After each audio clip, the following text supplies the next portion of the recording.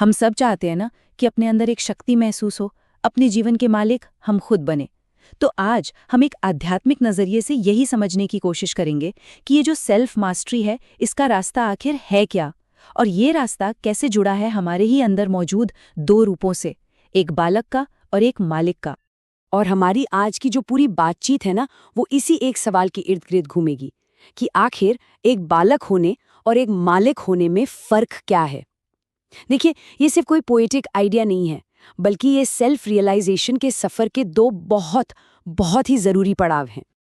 तो सवाल उठता है, सच्ची शक्ति का, ट्रू पावर का बेस क्या है। इस टीचिंग के मुताबिक हर तरह की पावर का सोर्स सिर्फ एक ही फंडामेंटल क्वालिटी है। ये समझ लीजिए कि वो नींव है जिस पर बाकी सब कुछ खड़ा होता है। कहा जाता है कि सबसे बड़ी शक्ति है सत्य की शक्ति, द पावर ऑफ ट्रूथ। लेकिन यहाँ एक बहुत गहरा कनेक्शन है।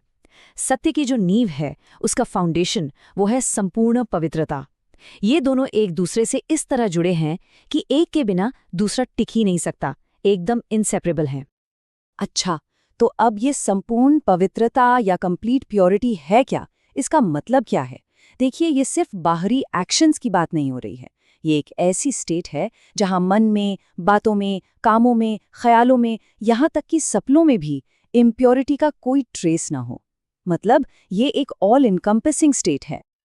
और ये जो बात है ना, ये बहुत ही खूबसूरती से इस आइडिया को सामने रखती है कि प्योरिटी कोई ऐसी चीज नहीं है जिसे हमें अचीव करना है, जिसे हमें पाना है। अरे नहीं, ये तो हमारा जन्मसिद्ध अधिकार है, हमारा ओरिजिनल नेचर है। हमें तो बस इसे फिर से खोजना है, रिक्लेम करना है। चलिए, अब आते हैं इस डिस्कशन के सेंट्रल मेटाफोर पर।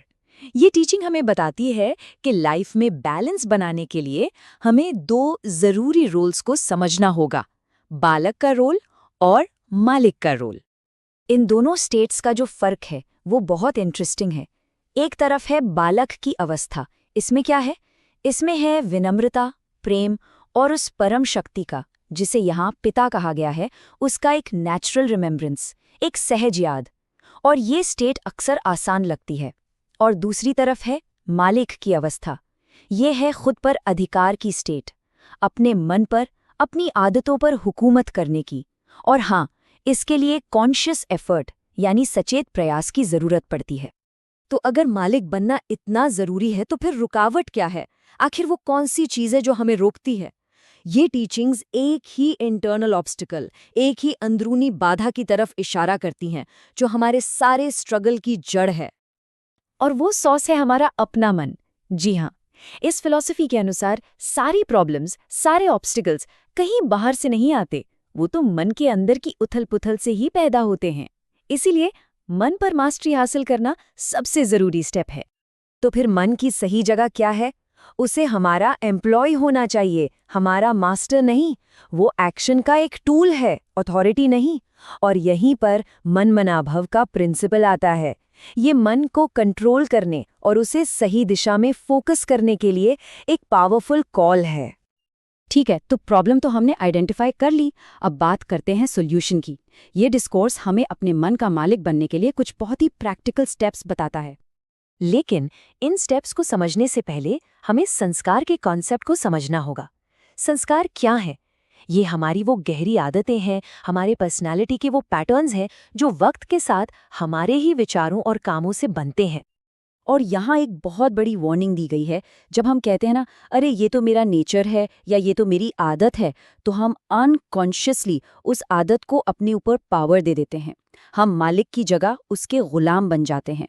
ये बहुत ही सटल लेकिन बहुत पावरफुल माइंडसेट है जिसे बदलने की ज़रूरत है। तो फिर इस बदलाव का रास्ता क्या है? यहाँ 3 स्टेप्स बताए गए हैं। पहला, रिकॉग्नाइज करो, यानी पहचानो। ये समझो कि कोई भी नेगेटिव हैबिट आपकी अपनी नहीं है, वो एक बाहरी इन्फ्लुएंस है। दूसरा स्टेप, डिटैच करो, यानी खुद को उससे अलग करो। उसे मेरी आदत कहना बंद कर दो। जैसे ही आप ऐसा करते हैं, आप उससे अपनी पावर वापस ले लेते हैं। और तीसरा, रिप्लेस करो, यानी बदलो। उस पुरानी आदत की जगह कॉन्शियसली एक नए डिवाइन संस्कार को अपनाओ। जैसे ये सोचना कि मैं एक विश्व कल्याणकारी आत्मा हूँ। अब देखिए, ये जो सारा इंटरनल वर्क है, ये सिर्फ पर्सनल बेनिफिट के लिए नहीं है। इसका एक बहुत बड़ा पर्पस है, जैसा कि ये टीचिंग्स हमें बताती हैं। जब ये सेल्फ मास्टरी की स्टेट अचीव हो जाती है, तो इसका रिजल्ट क्या होता है? इसका रिजल्ट होता है डबल लाइट होना, मतलब मन से भी हल्के और जिम्मेदारियों के बोझ से भी मुक्त। लाइफ में सक्सेस आसान हो जाती है, क्योंकि अब अंदर कोई कॉन्फ्लिक्ट, कोई स्ट्रगल बचा ही नहीं है। और ये जो पर्सनल ट्रांसफॉर्मेशन है ना, ये एक कलेक्टिव शिफ्ट की तरफ ले जाता है। ये कोट इसी बात को हाईलाइट करता है कि जब हर कोई इंडिविजुअली एक फर्म रेजोल्यूशन लेता है, एक दृढ़ संकल्प लेता है, तो उसका असर पूरी दुनिया पर पड़ता है और एक कलेक्टिव पॉजिटिव चेंज आता है। और आखिर में ये पूरी बातचीत हमें एक बहुत ही पावरफुल सवाल के साथ छोड़ जाती है। ये टीचिंग्स हमें अपने अंदर के केओस को, इस उथल-पुथल को खत्म करने के लिए एक फर्म मेंटल रेजोल्यूशन लेने के लिए कहती हैं। तो सोचने वाली बात ये है कि वो एक संकल्प क्या हो सकता है।